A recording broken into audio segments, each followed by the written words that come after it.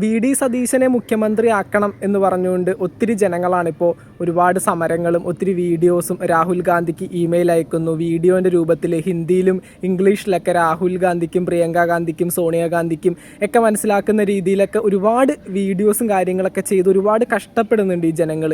ഇത്രയും വിശ്വാസത്തോടു കൂടി ഈ ഒരു മുന്നണിയെ വിജയിപ്പിച്ചെടുത്ത ജനങ്ങളെ ഇത്രയേറെ കഷ്ടപ്പെടുത്തുന്നതും അവരുടെ ആ ഒരു ജനവികാരം നോക്കാണ്ട് ഒരു വ്യക്തിയെ കൊണ്ടുവന്ന് ഈ ഒരു മുഖ്യമന്ത്രി കസേരയിൽ ഇരുത്താൻ നോക്കുന്നതൊക്കെ ഭയങ്കര മോശമായിട്ടുള്ള പരിപാടിയാണ്.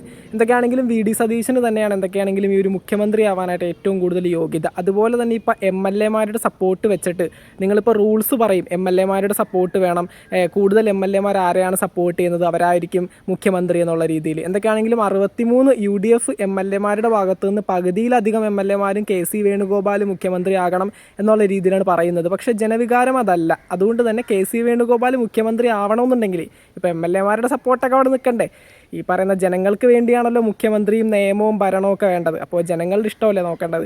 എന്തൊക്കെയാണെങ്കിലും KC വേണുഗോപാലിനെ മുഖ്യമന്ത്രിയാക്കും എന്നുള്ളൊരു തീരുമാനത്തിലാണ് UDF ക്യാബിനറ്റ് എത്തുന്നതെങ്കിൽ ഏതെങ്കിലും ഒരു മണ്ഡലത്തിൽ ഈ പറയുന്ന പോലെ 6 മാസത്തിനുള്ളിൽ ഇലക്ഷനിൽ നിന്ന് വിജയിച്ച് ഈ പറയുന്ന MLA ആയിക്കഴിഞ്ഞാലല്ലേ ഈ പറയുന്ന മുഖ്യമന്ത്രി ആവാനായിട്ട് സാധിക്കുള്ളൂ. അപ്പോൾ അവിടെ അങ്ങ് ഈ പറയുന്ന വി.ഡി. സതീശൻ 100+ സീറ്റിന് UDF വിജയിക്കുമെന്ന് പറഞ്ഞതുപോലെ 100 ഒരു 10,000 വോട്ടിനെങ്കിലും KC വേണുഗോപാലിനെ പൊട്ടിക്കും. അപ്പോൾ MP സ്ഥാനവും ഇല്ലാണ്ടാവും, MLA സ്ഥാനവും ഇല്ലാണ്ടാവും. അപ്പോൾ വെറുതെ ആ ഒരു പണിക്ക് നിൽക്കണ്ട എന്നുള്ള രീതിയിൽ തന്നെയാണ് പറയാനുള്ളത്. വി.ഡി. സതീശനെ തന്നെ മുഖ്യമന്ത്രി ആക്കിക്കൊണ്ട് ഈ പറയുന്ന ജനങ്ങളുടെ ആ ഒരു വിശ്വാസവും ജനവികാരവും ഈ പറയുന്ന UDFൻ്റെ ക്യാബിനറ്റ് അംഗീകരിക്കും എന്നുള്ള രീതിയിൽ ആത്മാർത്ഥമായിട്ട് വിശ്വസിക്കുന്നു. എന്തായാലും നമുക്ക് ഈ വരുന്ന 10-ാം തീയതി അതായത് ഞായറാഴ്ച അറിയാനായിട്ട് സാധിക്കും എന്നുള്ള രീതിയിലൊക്കെയാണ് ഇപ്പോൾ വീഡിയോസും കാര്യങ്ങളൊക്കെ കാണുന്നത്. എന്തായാലും നമുക്ക് നോക്കാം ആരായിരിക്കും മുഖ്യമന്ത്രി എന്ന്. നിങ്ങളുടെ അഭിപ്രായങ്ങൾ താഴെ കമൻറ്റ് ബോക്സിൽ രേഖപ്പെടുത്തുക. താങ്ക്